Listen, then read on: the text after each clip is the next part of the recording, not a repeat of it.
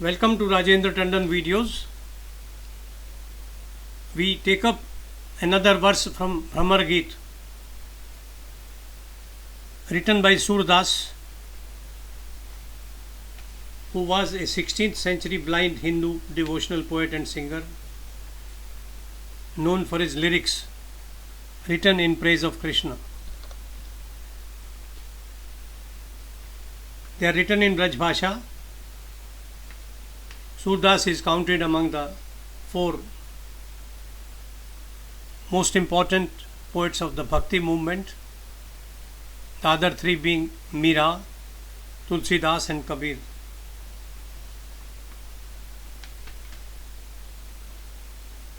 Bhakti movement represented spiritual empowerment of the masses.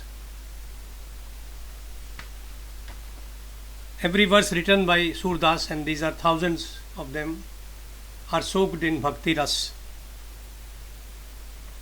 In Bhramar Geet, Surdas has included verses describing Uddhav visiting Braj to convey Krishna's message to gopis who had been left pining for him when he suddenly left for Mathura.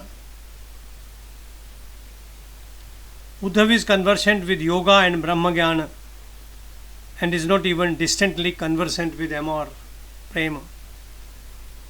When the gopis, still disturbed with Krishna's departure, inquire of him about Krishna, Uddhav talks of the formless Brahma and Yoga. This irritates the gopis.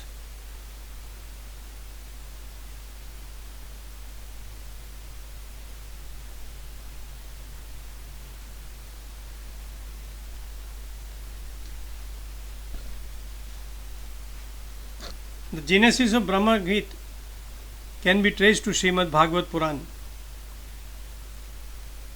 According to the narration in the Puran, the inhabitants of Braj could not reconcile with the loss of Krishna to Mathura. The depth of their sorrow knew no bounds. Krishna sent Uddhav to Braj, where he explained the divinity of Krishna to his parents Nand and Yashoda. He told them that Krishna was formless, unborn, without a beginning and an end, and omnipresent. He advised them to look for this Krishna rather than the child they had brought up.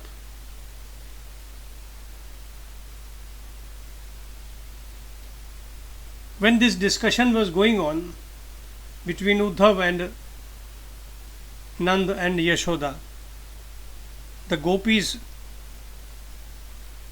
came over. They repeatedly chanted Krishna's name. He tried to preach them about Nirgun Brahma. On listening to him for some time, the gopis shot back, and that is one of the verses that we are taking up today. निर्गुण कौन देश को बासी, मधुकर कही समुझाई सौह दे, बूझत साची न हासी।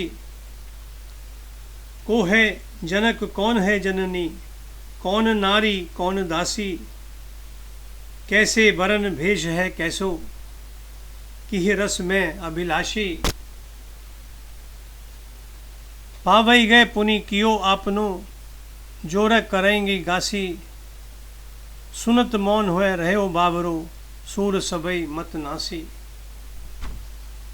It's a very philosophical question which the gopis put to him via the Bhramar, the black bee, who was hovering around sucking the sap from flowers. Uddhav, the gopis said, tell us, to which city belongs Nirguna? Where does he live? What is his address? We ask you sincerely. We promise you we are not playing games. It's not a matter of laughter or fun. Who are his parents? Parents of Nirguna Brahma. Who is his wife? What is the name of his maids?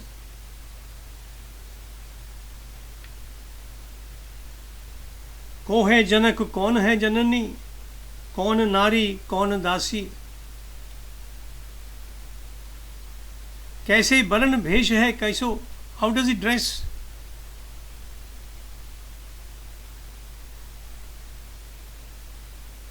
In which rasa is he interested? If you don't give us the correct reply, you would be guilty.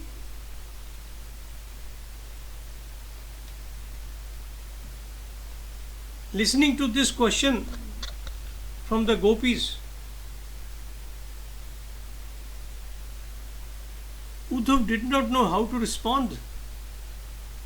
He kept quiet. Sunat maun hoye rayo babaro. He felt like going mad. He lost his wisdom. Sabai mat nasi. However, the gopis' taunts were not over. We shall be taking them up in the next video.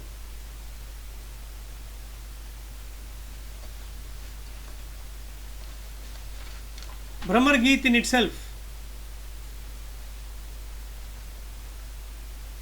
is a remarkable collection of verses.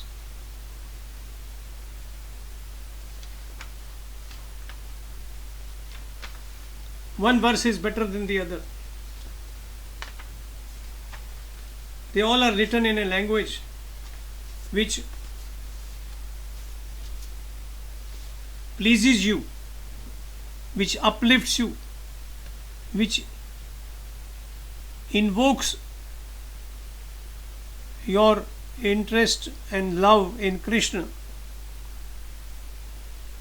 Surdas combined bhakti and shringar to describe union and separation with an intensity seldom achieved elsewhere.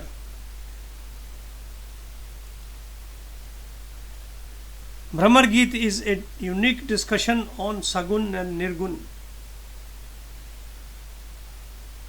In the conversation between gopis and Uddhav, we find a witty repartee and a penetrating satire. Surdas's verses not only reach a pinnacle of emotional content, were also rated high for a poet's craft. His language is simple, expression spontaneous, and words full of learning. He is rich in imaginative similes and metaphors. Surdas is considered as one of the greatest of Hindi poets. He not only enriched literature with emotion and linguistic excellence, but also pioneered a unique tradition in Krishna Kavya. The more you read him, the more you want to savor more and more of his verses. By and by we shall be taking up so many. I am enjoying it, and I am deliberately keeping one video for one verse so that I can tell you about the beauty of Surdas's writing.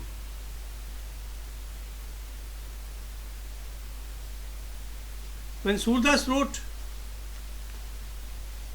mind you, he was a blind man, but he could visualize things which we with both the eyes intact cannot.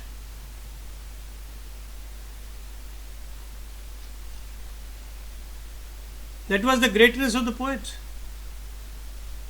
His imagination was all afire.